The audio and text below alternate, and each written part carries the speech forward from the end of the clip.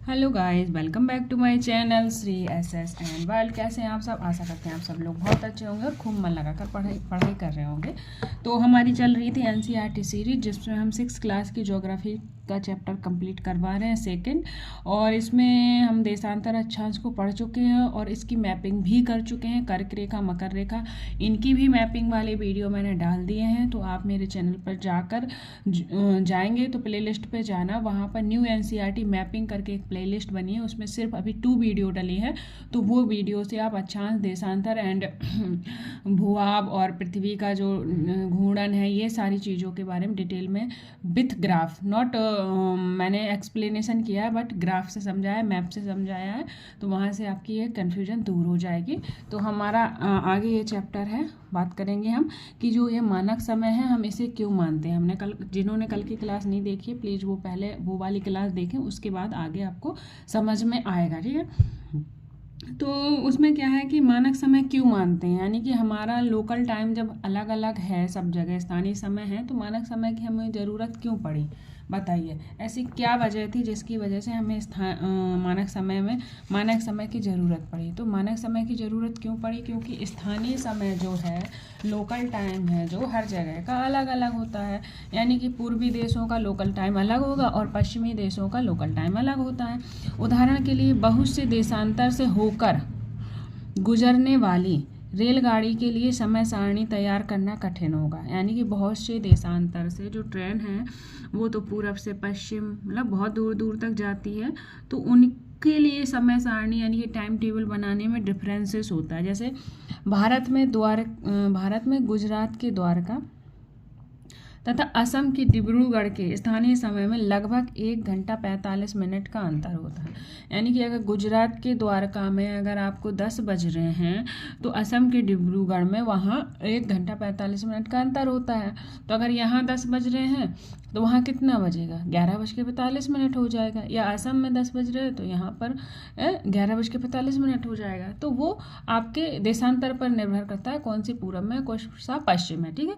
तो कितना अंतर है? क्वेश्चन बन सकता है कि गुजरात के द्वारका और डिब्रूगढ़ में, या फिर ये सीधा देगा द्वारका और डिब्रूगढ़ के समय में कितना अंतर है, तो आप बता देंगे 1 घंटा 45 मिनट। ऐसे ही स्टेटमेंट क्वेश्चन बनते हैं, तो ध्यान से पढ़ते चलिए। इसलिए यह आवश्यक है कि देश के मध्य भाग से होकर गुजरने वाली किसी यामोत्तर के स्थानीय समय को देश का मानक समय माना जाए। यानी कि जो देश है, देश के बीचों बीच से जो एक रेखा निकलती है, यानी कि मानक रेखा निकलती है, उसी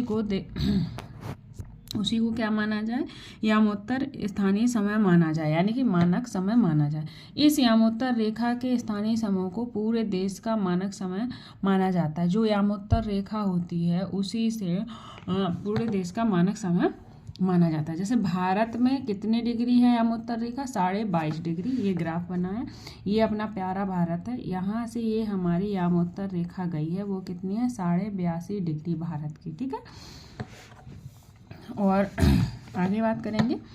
इस यामोत्तर के स्थानीय समय को पूरे देश का मानक समय माना जाता है। इससे भारतीय मानक समय के नाम से जाना जाता है। जो एक मानक 82.5 डिग्री है, इसे भारतीय मानक समय माना गया है, ठीक है।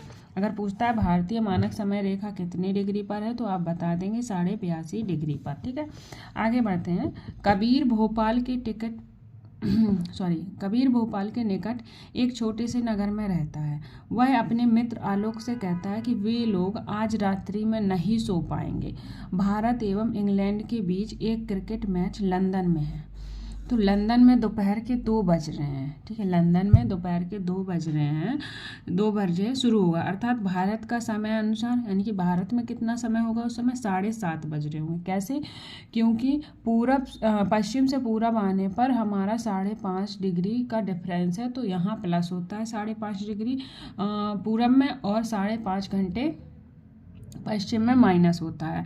तो 2 में 2 o'clock में या 2 बजे में 5.5 घंटे ऐड कर देंगे तो कितना बच जाएगा, 7:30 बज जाएगा। तो वो कह रहा है कि आज हम नहीं सो पाएंगे क्योंकि लंदन में दोपहर 2 बजे मैच है, बट भारत में कब दिख रहा है, वो शाम को 7:30 बजे शुरू होगा तथा देर रात्रि में समाप्त होगा। क्या आप जानते हैं कि भारत एवं इंग्लैंड के बीच समय में क्या अंतर है? तो आपको पता है 5.5 घंटा, मैंने पहले क्लास में आपको बता दिया है, तो आप वहाँ जाकर अपनी ये कन्फ्यूजन दूर कर सकते हैं। भारतीय ग्रीनविच के पूर्व 82.5 डिग्री पूर्व में स्थित है। जो भारत है वो ग्रीनविच के पूर्व के 82.5 डिग्री पूरब में स्थित है। कहाँ स्थित है भारत? 82.5 पूरब में। तथा यहाँ का समय ग्रीनविच समय से कितना, 5.5 घंटा, यानी कि 5 घंटा 30 मिनट आगे है। इसलिए जब लंदन में दोपहर के 2 बजे होंगे तब भारत में शाम का 7:30 बजे होंगे। ठीक है, ध्यान रखना।